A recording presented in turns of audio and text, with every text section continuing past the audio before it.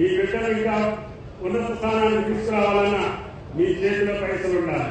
మీ చేతిలో పైసలు ఉండాలంటే మీకు స్థిరమైనటువంటి ఆదాయం వచ్చే పంట ఉండాలి. ఆ పంట ద్వారానే మీ కుటుంబాలు శాశ్వతమైనటువంటి పేదరికం నుంచి మీ పిల్లలు బయటకు వెళ్లే అవకాశం ఉంది.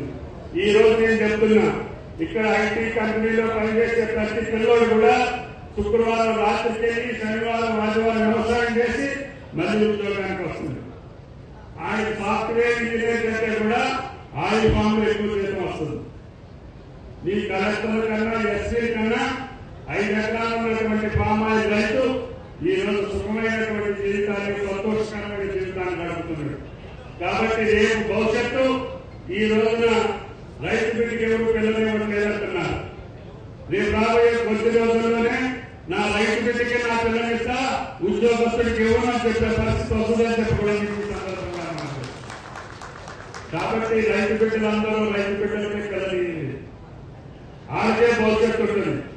భారతదేశంలోనే కాదు, ప్రపంచంలోనే వ్యవసాయ విప్లవం రాబోతా ఉంది. వ్యవసాయమే ప్రధాన ఆధారితమైనటువంటి జీవం మనకి. మన బిడ్డలందరూ కూడా వ్యవసాయం నేర్చుకోవాలి. నేను 45 సంవత్సరాలు రాజకీయాల్లో ఉన్నా, ప్రతిరోజు పొలాన్ని చూసుకొని రాజకీయాలకు వస్తానని చెప్పి కూడా ఈ సందర్భంగా మాట్లాడుతున్నాను.